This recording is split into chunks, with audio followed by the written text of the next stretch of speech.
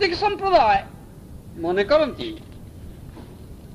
ईश्वर जेपरी सेमानकर खाना बाड़ी रयत किंतु श्रीमद् भागवत श्री गौर सुंदर कहचन जे भोगमय ज्ञान रे बा दर्शन रे भगवान को अधिष्ठान नहीं।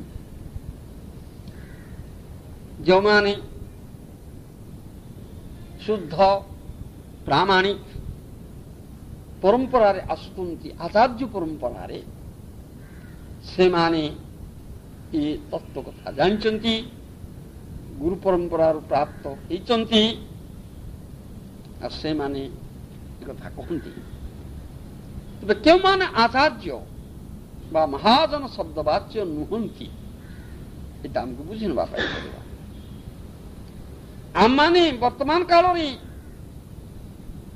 भगवत विरोधी मतवाद समूह को भगवत विरोधी कथा सब को भगवत कथा बा भागवत कथा बोली मने करू बा विश्वास करू आलोचना करू ओ सेगुड़िकर व्याख्यातृगण को महाजन बोली बहुमानन करू साधारण लोकर कथा। किंतु श्रीमद् भागवत कहती षष्ठ स्कंदे कहाई प्रायण वेद तदिदं न महाजन अयं देव्या विमोहितो मतिर्बत माययाड़ं त्रज्यां जड़ीकृत मतिर्मधु पुष्पितायं वैतानिके महति कर्मणि युज्यमान।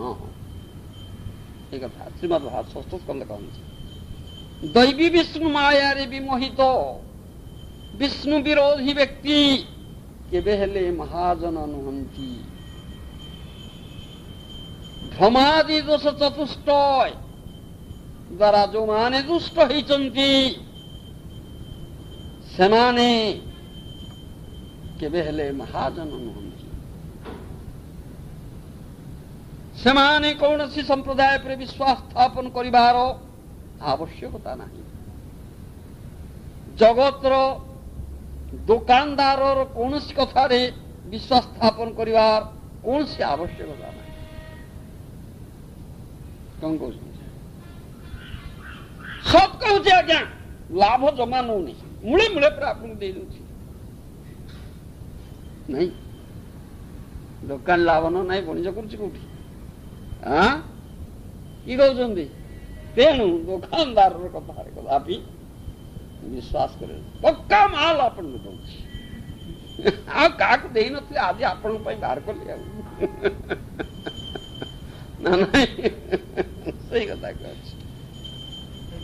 कौन कथार विश्वास स्थापन करिवार कौन से आवश्यकता नहीं। जो सब व्यक्ति महाजन साजी मूढ़ निर्बोध सरलमती लोक मान को कुपथरे विपथरे नहीं जाउचंदी सेमानकर कौन कथा रे विश्वास स्थापन करिवार आवश्यकता नहीं। आज्ञा कंठ फाटी जो एते जोर हर कृष्ण कहना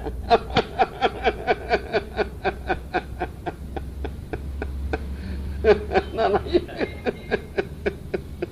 एमन महाजन सब जो माने मनुष्य जाति को हिंसा करिवा निमित्त उदार समन्वयवाद नाम रे लोक प्रचारणा और नाना प्रकार पाषंडता करचंदी किंबा पृथ्वी रे भोगी मूढ़ लोक माने जो मान महाजन बोली कहउचंदी सेमान को कौन कथार विश्वास स्थापन करिवार आवश्यकता नहीं। सेमाने केही हेले प्रकृत महाजन शब्दवाच्य नुहंती। तेणु महाजन के ता महाजन परंपरा रे दिया जाइछि। परंपरा कथा हमको बुझा पड़े शुद्ध